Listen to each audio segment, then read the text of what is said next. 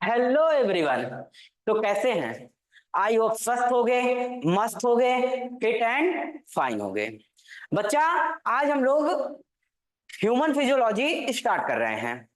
Human physiology में पहला chapter हम जब पढ़ा करते थे पिछले ब्राउचर के हिसाब से, तो पहला चैप्टर हम लोग पढ़ते थे डाइजेशन एंड एब्जॉर्प्शन नाम का। इसके बाद हम लोग के पास अब एनसीईआरटी ने या एनटीए कहेंगे, तो एनटीए ने अपना अपडेटेड एनसीईआरटी जो आई उसमें पहला चैप्टर हम लोग के लिए ह्यूमन फिजियोलॉजी का breathing and exchange of gases. तो बच्चा आज हम उसको डिस्कस करेंगे।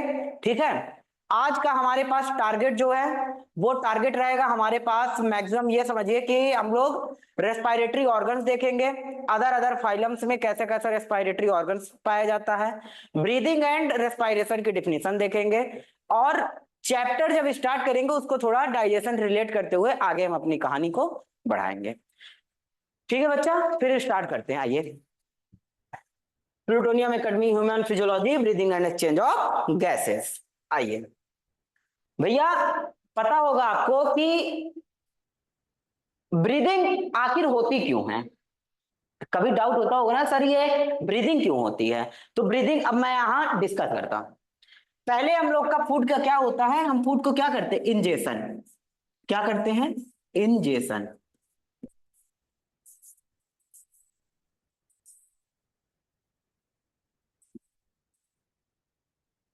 इंजेशन के बाद जो फूड हमने खाया या उसको चबाया उसका क्या होगा, डाइजेशन। आराम आराम समझिएगा पूरा, डाइजेशन। अब फूड को हमने खाया, इंजेशन हुआ, फूड का डाइजेशन हुआ। अब क्या करेंगे, यही जो फूड गया इसका एब्जॉर्प्शन होता है। एब्जॉर्प्शन कहां होता है, हमारी ब्लड में होता है। साफ साफ यही समझेंगे, एब्जॉर्प्शन। ठीक, एब्जॉर्प्शन कहां हुआ, ब्लड में। ठीक है भाई। अब यही फूड का क्या होता है,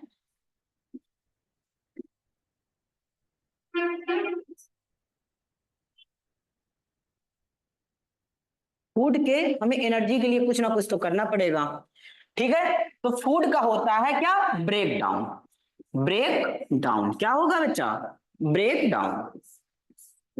अब जब फूड का ब्रेक डाउन होता है तो ऐसा तो है नहीं कि ऐसे ही कोई चीजों का ब्रेक डाउन हो जाता है। अरे किसी भी चीज को आप केमिस्ट्री में ही जब कोई रिएक्शन आप पूरी करते हो तो उसके लिए कुछ ना कुछ कैटालिस्ट या ऐसी कुछ गैसेस का यूज पड़ता है कि जिससे आप ब्रेक डाउन करवा पाते हो। ठीक, तो यहां पे क्या होता है, ब्रेक डाउन के थ्रू हमारे सेल में एक्सचेंज होता है। कहे का एक्सचेंज होता है, O2 अंदर आती है, कौन सी, O2, और CO2 बाहर जाती है। कौन सी गैस, CO2 बाहर जाती है। और जब ये दोनों होते हैं, एक्सचेंज ऑफ गैसेज होता है, O2 का अंदर आना और CO2 का बाहर जाना, तो इसके बीच में क्या होता है, एनर्जी कुछ निकलती है। क्या निकलती है, एनर्जी।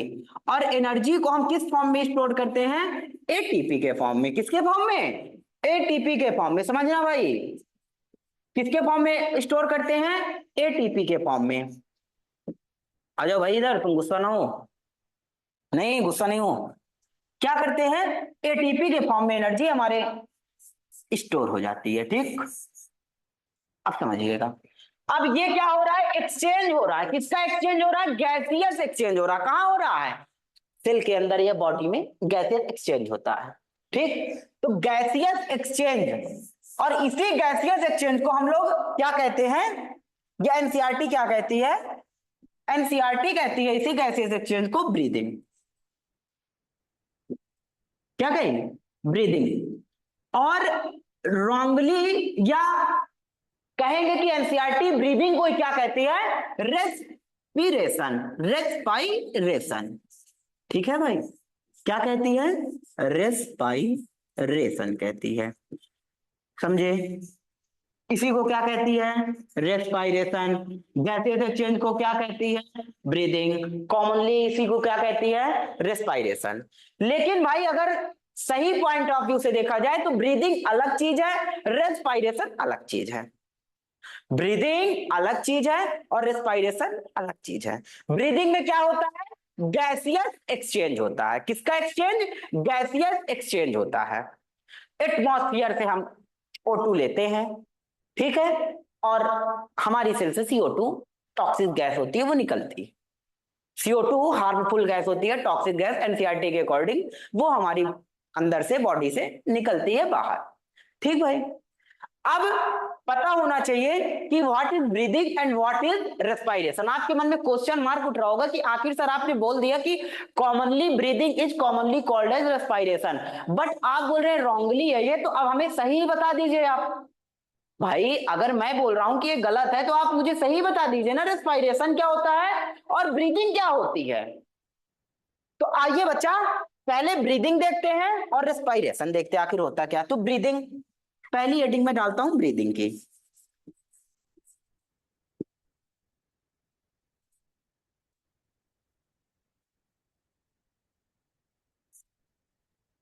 ब्रीदिंग क्या होती है, आइए।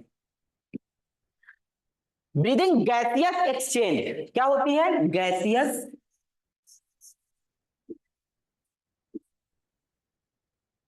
एक्सचेंज। ये आइए आइए थोड़ा और अच्छे से लिखते हैं, और अच्छे से और अच्छे से और अच्छे से और अच्छे से। Process of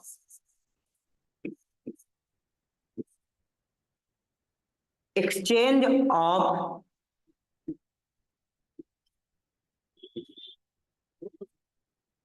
process of exchange of gases.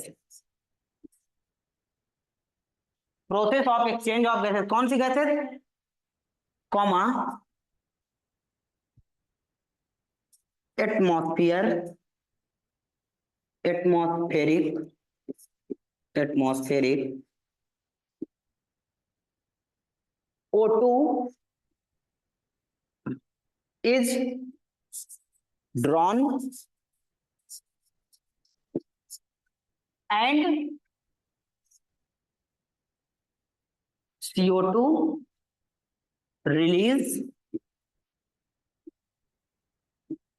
out। कैसी गैस होती है, टॉक्सिक गैस। तभी जानते हो क्यों कहते हैं, आपने पिक्चरों में सुना होगा कि जब हीरोइन की नाक में रुमाल लगा देते हैं तो उसकी मौत जानते हो हाई O2 से नहीं होती है, उसकी बॉडी में हाई CO2 की वजह से, हाई CO2 की वजह से, हाई CO2 की वजह से मौत हो जाती है। समझा, बूझे, टॉक्सिक गैस होती है CO2। ठीक, अब आप पूछोगे सर फिर रेस्पिरेशन क्या है, आइए रेस्पिरेशन क्या होता है।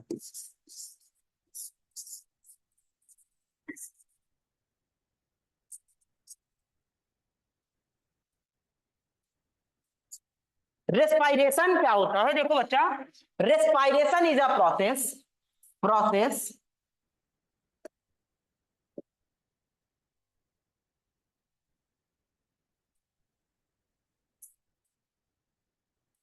breakdown of breakdown of food particles, break down of किसका, क्या लिखा हूं, process of break down of food particle inside cell, क्या, inside cell to release energy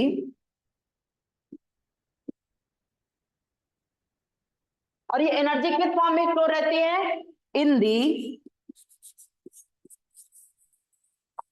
form of ATP। समझे, ब्रीदिंग मैंने क्या बोला, process of exchange of gases, atmospheric O2 is drawn and CO2 released out. CO2 क्या होती है, toxic gas, called breathing. क्या कहते हैं, कॉल्ड ब्रीदिंग। और रेस्पिरेशन क्या होता है भाई, रेस्पिरेशन होता है, respiration process of break down of food particle inside cell to release energy. किसके लिए? एनर्जी रिलीज करने के लिए।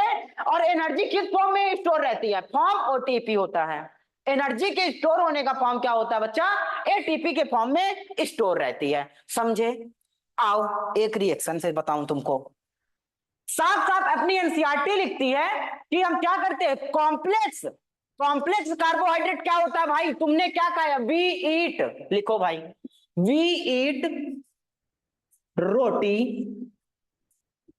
अब आपको लग रहा होगा सर आप रोटी लिख रहे हैं, हिंदी नहीं भाई। We eat roti rice, we eat roti rice. रोटी और राइस में मैं मानता हूं कि भैया कॉम्प्लेक्स कार्बोहाइड्रेट क्या होता है? या ब्रेड, ब्रेड भी लिख लो। We eat roti rice bread, ठीक। ब्रेड, अभी मैं जस्ट ब्रेड ही खा के फ्री हुआ हूं। तो we eat roti rice bread. Bread क्या होता है? स्टार्च। स्टार्च क्या होता है? Complex carbohydrate.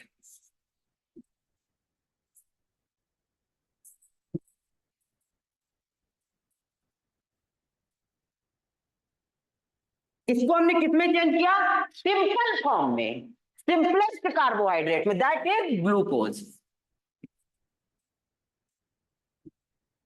ग्लूकोज, ग्लूकोज क्या है? सिंपलेस्ट या सिंपल कार्बोहाइड्रेट।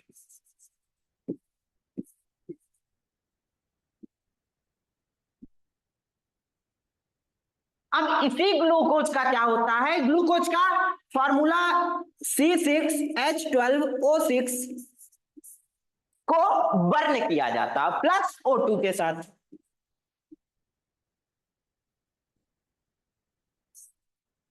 तो हमें एक टॉक्सिक गैस कौन सी प्राप्त होती है? CO2 प्लस H2O और प्लस यहीं पे एटीपी निकल जाती है।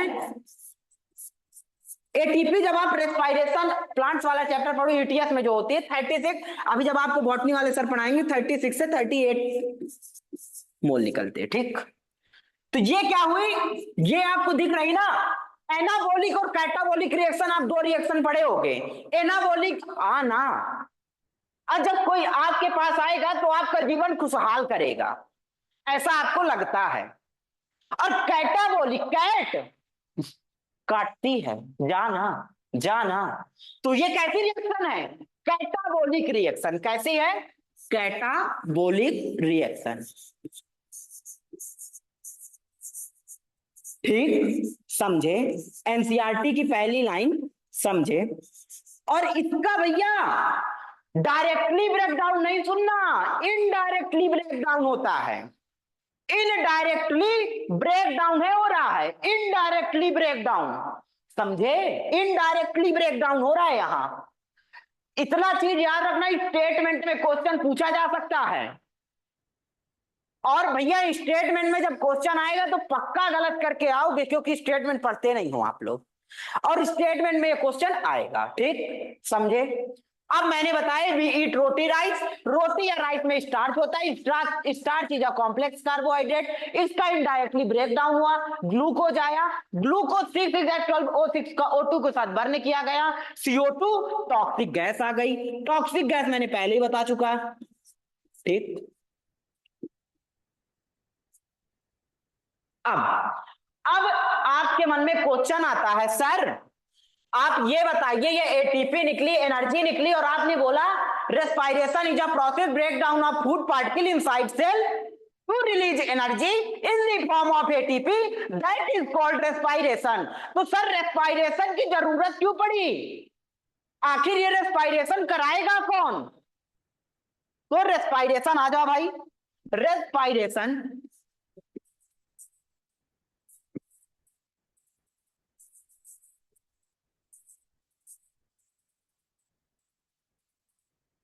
for respiration we need respiratory system, ठीक भाई। हमको किसकी जरूरत पड़ेगी? रेस्पिरेशन के लिए रेस्पिरेटरी सिस्टम की जरूरत पड़ेगी। For respiration we need respiratory system. और जब रेस्पायरेटरी सिस्टम की जरूरत पड़ेगी तो भाई रेस्पायरेटरी सिस्टम, यार किसी सिस्टम को चलाने के लिए, कोई चीज को चलाने के लिए छोटी छोटी चीजें लगती है ना मेरे भाई। क्यों सर? रेस्पायरेटरी से बताओ, रेस्पायरेटरी सिस्टम को चलाने के लिए छोटी छोटी चीजें लगती हैं। तो भैया रेस्पायरेटरी सिस्टम को चलाने के लिए रेस्पायरेटरी ऑर्गन लगेगा, जैसे हमने डाइजेस्टिव ऑर्गन पढ़े थे। तो रेस्पायरेटरी सिस्टम के लिए हमको क्या लगेगा? Respiratory organ. ठीक, रेस्पायरेटरी ऑर्गन, रेस्पायरेटरी ऑर्गन। अब आपके मन में क्वेश्चन मार्क आ सकता है, सर ये रेस्पायरेटरी ऑर्गन्स क्या होते हैं? क्या सर ये रेस्पायरेटरी ऑर्गन्स क्या होते हैं? तो अब भैया यार गैसियस एक्सचेंज ऐसा तो है नहीं कि नॉर्मली हो जाएगा यार, कुछ ऑर्गन तो हमारे बॉडी के हेल्प करेंगे ना भैया। अरे यार मैं सिस्टम चला रहा हूं, कोचिंग सिस्टम चलेगा, अगर मेरे कोचिंग सिस्टम में अकाउंटेंट नहीं है, मेरे कोचिंग सिस्टम में स्टाफ नहीं है, तो मैं कैसे कोचिंग सिस्टम चला लूंगा? उसके लिए मुझे कुछ नीड पड़ेगी मेरे भाई। तो दैट इज रेस्पायरेटरी ऑर्गन। तो रेस्पायरेटरी ऑर्गन क्या होता है? Which help in gaseous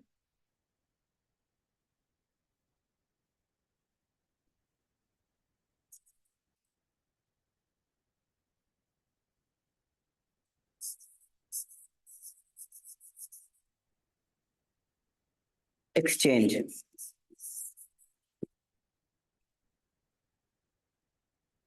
respiratory organ क्या करेंगे? Which help in gaseous exchange. ऐसे ऑर्गन जो हमारे गैसियस एक्सचेंज में हेल्प करते हैं, that is called respiratory organs.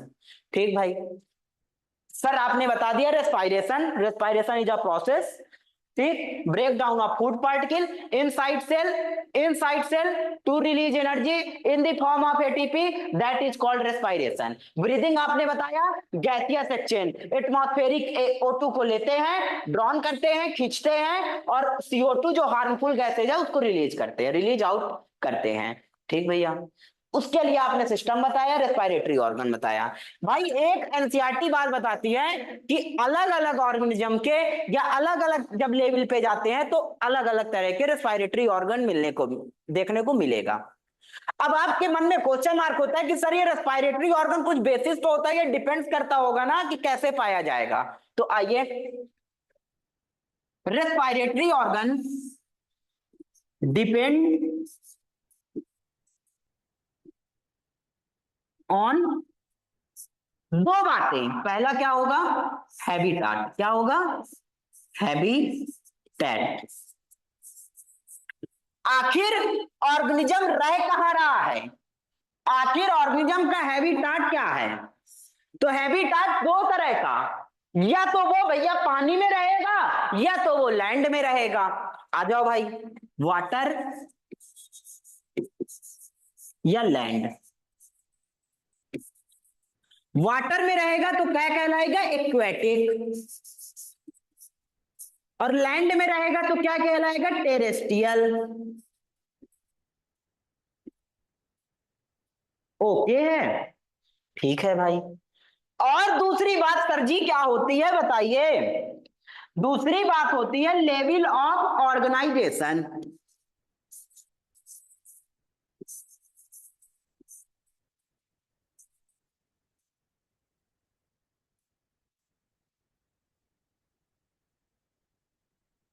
दूसरी बात सर जी होती है level of organization. Level of organization मैंने एनिमल किंगडम जब आपको पढ़ाया था तो मैंने अलग अलग फाइलम में अलग अलग लेवल ऑफ ऑर्गेनाइजेशन पढ़ाया था। ठीक, आपको एक बार यहां डिस्कस किए दे रहा, लेवल ऑफ ऑर्गेनाइजेशन।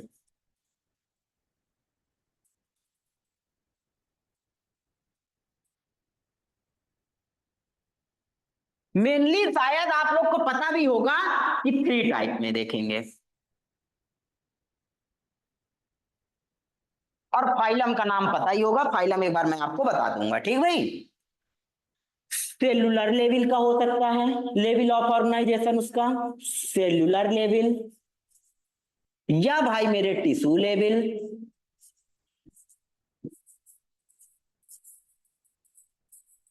या ऑर्गन सिस्टम लेवल। ठीक है, या ऑर्गन सिस्टम लेवल। ये बात आपने एनिमल किंगडम में पढ़ी होगी, और ना भी पढ़ी हो तो भाई लेक्चर देखते बीच में पेज नंबर 51 में चले जाना, 11th एनसीईआरटी के पेज नंबर 51 न्यू एनसीईआरटी में देख लेना। ठीक, आपको पूरा चार्ट बना मिलेगा कि किसमें सेलुलर लेवल है, किसमें टिश्यू लेवल है, किसमें ऑर्गन लेवल है, ऑर्गन सिस्टम लेवल है। ठीक, ऑर्गन सिस्टम ऑर्गन लेवल किसमें है। और आपने फाइलम पढ़े होंगे, फाइलम पढ़े होंगे ना मेरे भाई, पढ़े हो ना।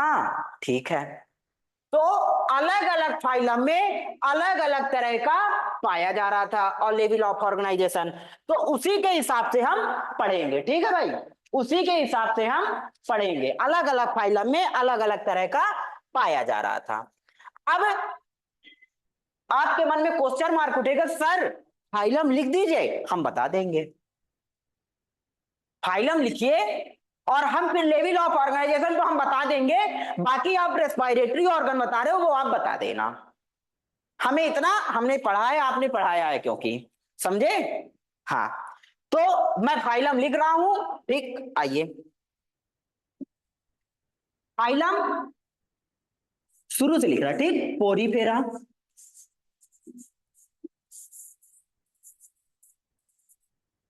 Coelenterata,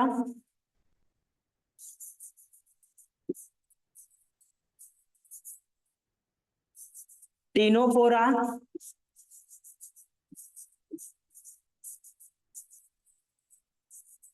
प्लेटियलमिन्थीज,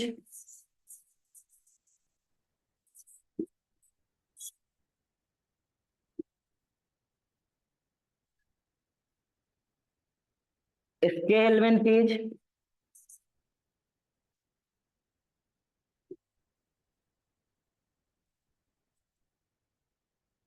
Annelida,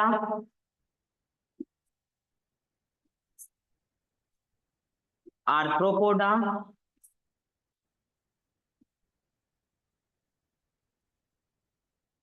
Mollusca,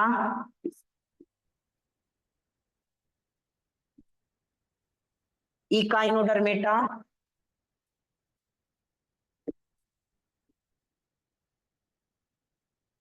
Echinodermata, Hemichordata. एक सेकंड, एक सेकंड, एक सेकंड,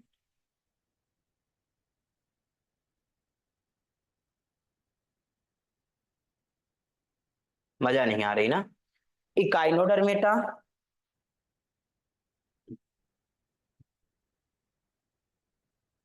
हेमी,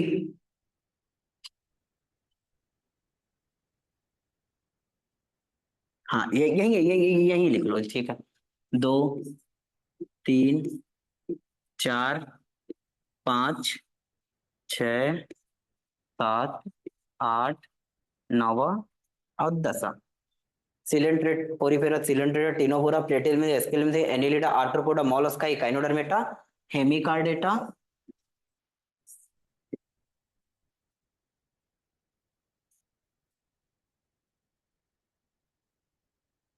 और लास्टली कौन सा है, कॉर्डेटा। कौन सा बच्चा, कॉर्डेटा। अब बस आप लोग मुझे इतना बता दो कि सर कौन सा इसमें सेलुलर लेवल है, और सर कौन सा इसमें टिश्यू लेवल है, और सर कौन सा इसमें ऑर्गन लेवल है या ऑर्गन सिस्टम लेवल है। भैया एनिमल किंगडम जब पढ़े होगे तो आपने आपने देखा होगा कि पोरीफेरा कौन सा लेवल होता है, सेलुलर लेवल। कौन सा, सेलुलर लेवल। ठीक, ये दोनों टिश्यू लेवल। कौन सा लेवल, टिश्यू लेवल का।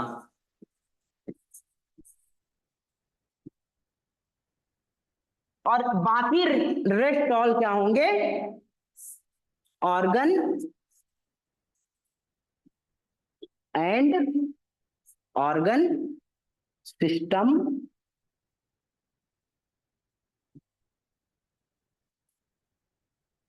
Level, organ and organ system, Porifera, cellular level, Coelenterata, tissue level, Platyhelminthes, Aschelminthes, Annelida, Arthropoda, Mollusca, Echinodermata, Hemichordata, then Chordata, ये कैसे हैं? Organ and organ system level. ठीक भाई, आ जाओ।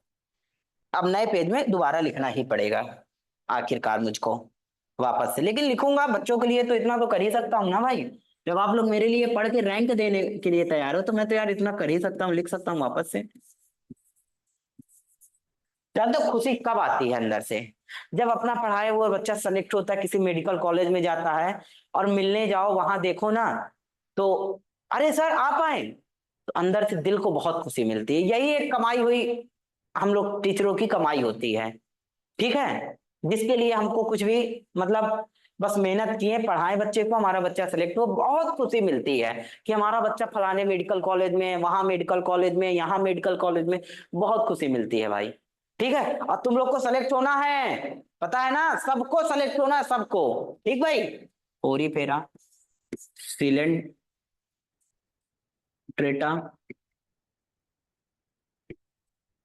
टीनोपोरा,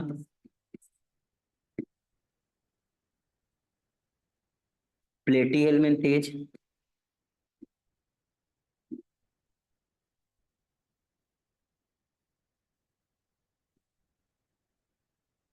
इसके हेलमिंथेज,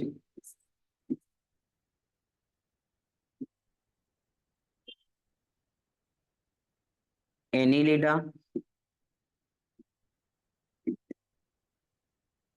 आर्थ्रोपोडा, स्पेलिंग मिस्टेक हो clear कर लेना, आर्थ्रोपोडा, मोलस्का, इकाइनोडर्मेटा,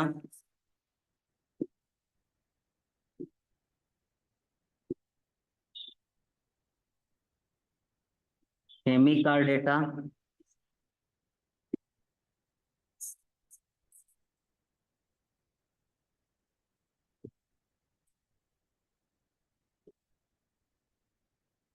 और लास्ट है कॉर्डेटा। कॉर्डेटा को मैं अलग कलर से लिख रहा हूँ, उसका भी रीजन बताऊंगा। कॉर्डेटा, तो मैंने पहले ही बताया भैया मेरे, मैंने पहले ही बताया Porifera cellular level, Ctenophora, Coelenterata Ctenophora, Coelenterata Ctenophora, tissue level, बोला करो, Coelenterata Ctenophora, tissue level, Platyhelminthes, Aschelminthes, Annelida, Arthropoda, Mollusca, Echinodermata, Hemichordata and Chordata कैसा हो गया? Organ system level. अब भैया हमको क्या देखना है? इनके रेस्पिरेटरी ऑर्गन। पोरीफेरा का एग्जांपल आपने पढ़ा होगा, स्पंजे आते हैं उसमें, क्या आते हैं? स्पंजे, बात स्पंजियो, स्पंजिया बात स्पंजी उसको। ठीक है, तो पोरीफेरा में स्पंजे लिख लो। अच्छा, स्पंजी तो कैसे करता है? जीबीएस के थ्रू। कैसे? GBS, general body surface, general body surface. ठीक, क्लियर है? इसके बाद ये सिलेंड्रेटा, टीनोफोरा, प्लेटी एलिमेंथीज तक कैसे होता है? जीबीएस ही होता है। कैसा होता है? जीबीएस। यहां तक, यहां तक प्लेटी एलिमेंथीज तक जीबीएस होगा। इसके एलिमेंथीज में अब्सेंट होता है। ये कैसे होते हैं? एनारोबिक। कैसे होंगे? एनारोबिक। अब सुनो, मैंने रिएक्शन लिखवाई है यहां, ये अगर O2 की प्रेजेंस में करेगा तो एरोबिक। कैसा? एरोबिक। और नहीं है तो एनारोबिक। स्केल में तीन में क्या है? Anaerobic respiration. और भैया कुछ करते हैं एनारोबिक के मेंबर तो वो करेंगे भी तो स्किन के थ्रू, क्यूटेनियस रेस्पिरेशन। ओके मेरे भाई, एनिलिडा में मॉइस्ट क्यूटिकल। कैसे? मॉइस्ट क्यूटिकल, या इसी को लिख लो स्किन। ऐसे रेस्पायरेशन को क्यूटेनियस रेस्पायरेशन कहते हैं। जो स्किन के थ्रू करेगा उसको क्यूटेनियस रेस्पायरेशन।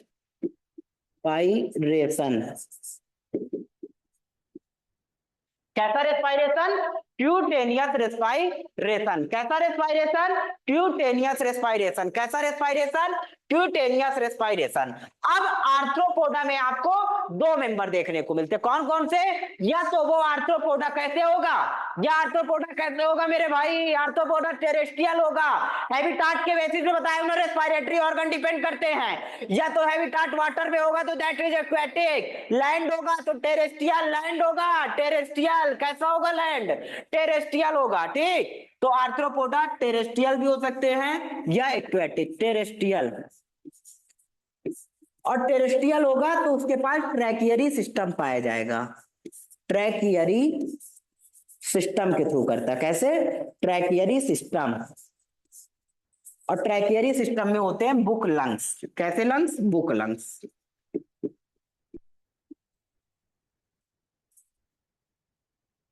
ट्रैकियरी। और अगर एक्वेटिक होगा तो कैसे करेगा? एक्वेटिक होगा कैसे करेगा? Gills, aquatic gills.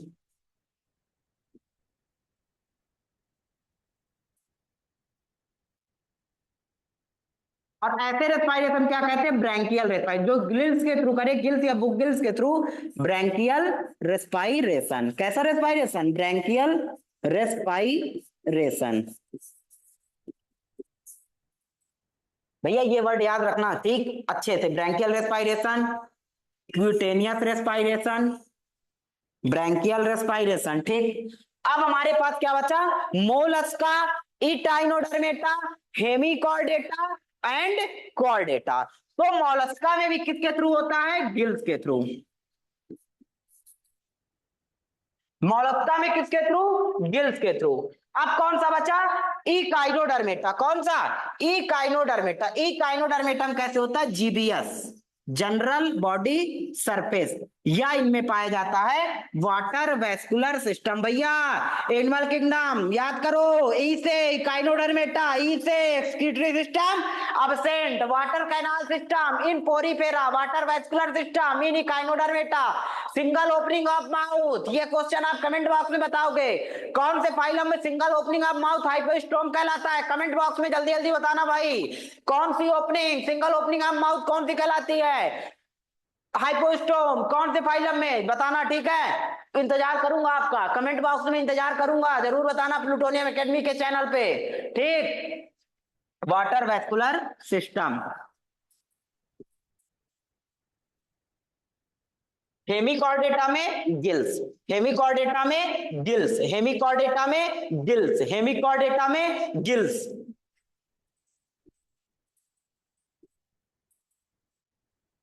अब भाई जानते हो, जब फाइलम को डिवाइड किया गया था ना, तो दो प्रकार से, एक इनवर्टिब्रेट थे, एक वर्टिब्रेट थे। इनवर्टिब्रेट देखो, मैं एनिमल किंगडम पढ़ा चुका हूं, यहां आपको ओरली बता रहा। इनवर्टिब्रेट मतलब जिनमें नोटोकॉर्ड एब्सेंट थी, वर्टिब्रेट जिनमें नोटोकॉर्ड प्रेजेंट थी। नोटोकॉर्ड समझ पाए? एक स्ट्रक्चर था, ठीक, जिसके माध्यम से बॉडी खड़ी रहती है, एक डंडी कह दो सपोज। जैसे हमारी बॉडी में नोटोकॉर्ड पाई जाती, जैसे CTLS को, CTLS को सर्वाइकल, थोरैसिक, लंबर, सैक्रल, कोकिक्स। तो ठीक है, आगे वाले चैप्टर में पढ़ेंगे। तो ऐसे जिनमें नोटोकॉर्ड प्रेजेंट है तो दैट इज वर्टिब्रेट, और जिनमें नोटोकॉर्ड एब्सेंट है दैट इज इनवर्टिब्रेट। ठीक है, तो ये जितने थे इनवर्टिब्रेट थे। कॉर्डेटा में हम पढ़ेंगे वर्टिब्रेट। आओ अगला। भाई खत्म हो गए क्या? एक सेकेंड, बैकग्राउंड चेंज करना पड़ेगा। आ जाओ। ठीक है भाई, आओ। कॉर्डेटम किसके बारे में पढ़ोगे आप बच्चा? वर्टिब्रेट। आओ, अब कौन सा बच्चा हमारे पास? कॉर्डेटा।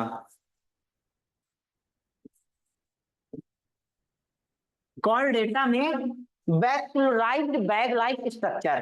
ठीक, वैस्कुलराइज्ड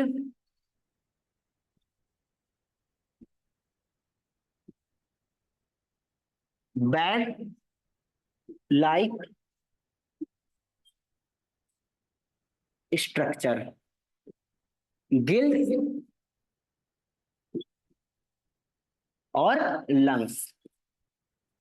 गिल्स के थ्रू रेस्पायरेशन क्या कहलाता था? Branchial respiration.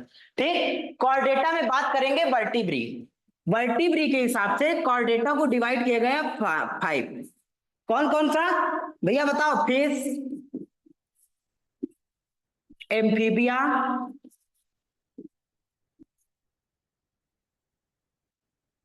Fish amphibian, bird, reptile, mammals.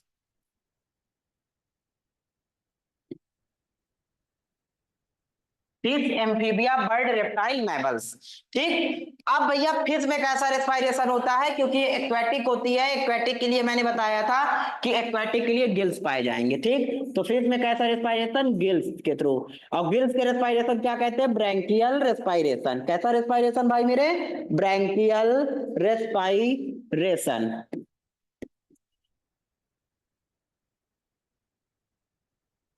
इसके बाद एम्फीबिया में कैसा रेस्पायरेशन होता है? एम्फीबिया में भैया रेस्पायरेशन अगर बात करेंगे इन सब की तो लंग्स से होता है।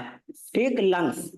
और भैया शायद मैंने लंग्स को बताया था कि लंग्स को और क्या कहते हैं? लंग्स को पल्मोन भी तो कह सकते हैं ना, पल्मोन कहते हैं, पल्मोन। और ये पल्मोन को लंग्स कहते हैं, तो ऐसे रेस्पायरेशन को कैसा रेस्पायरेशन कहेंगे? Pulmonary respiration. कैसा respiration? Pulmonary respiration.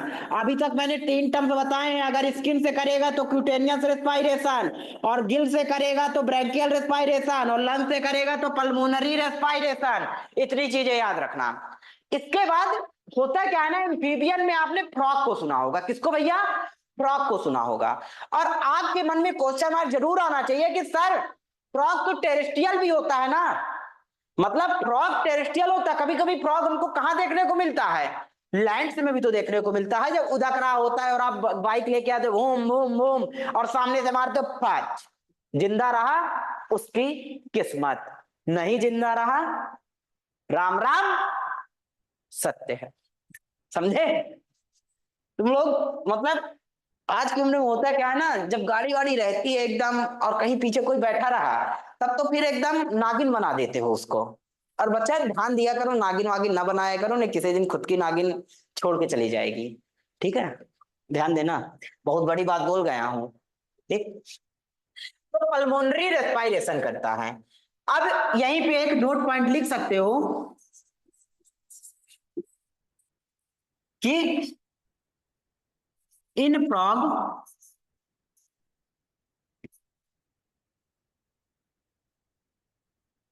For respiration,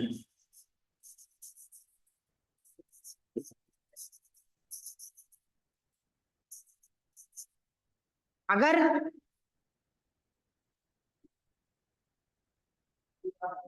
अगर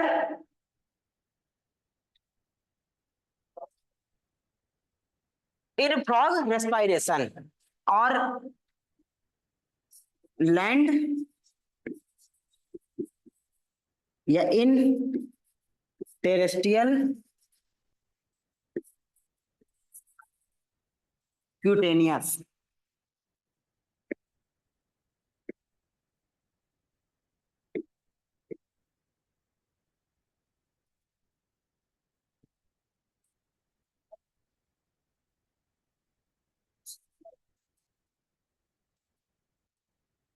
एक्वेटिक